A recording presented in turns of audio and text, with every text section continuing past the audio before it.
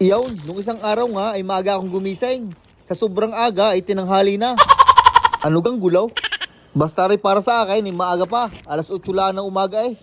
Nagpunta nga ako din sa Sobeys at ako'y bumili ng tortilla at saka ring abukado.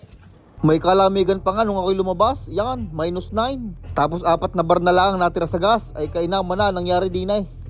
Yan, nausok-usok pa nga ang bunga nga.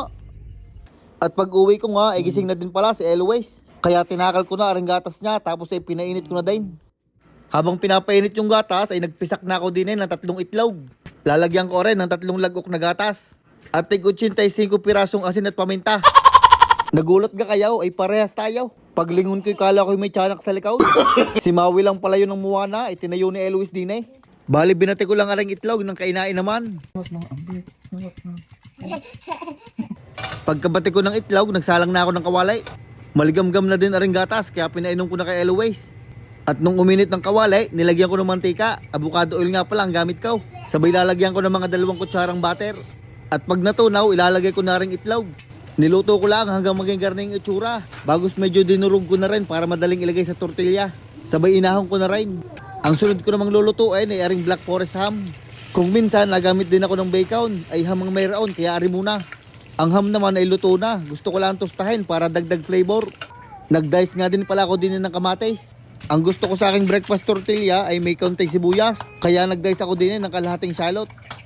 Isa pa sa masarap na isasama natin din ay aring avocado. Iyon, kaganda ng nabili kong aray, walang kabulok-bulok. Tinanggal ko lang ang buto, tapos yung balat.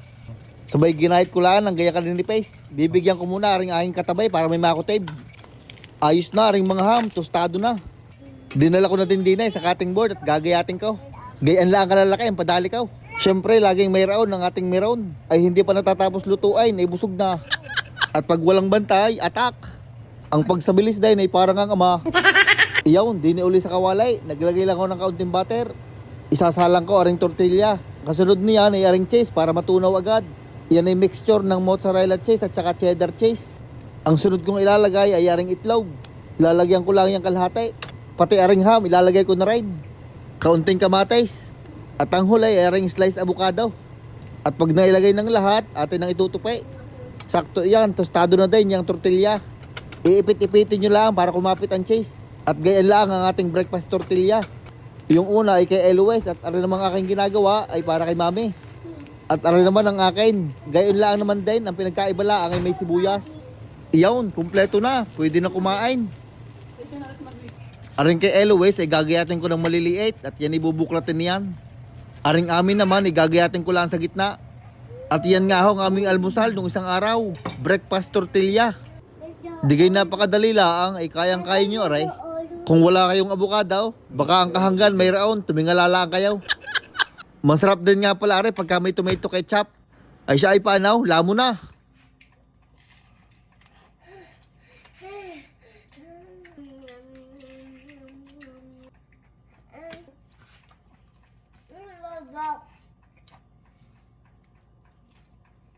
At yun lang for today's video. Maraming salamat sa inyong pagsama sa amin.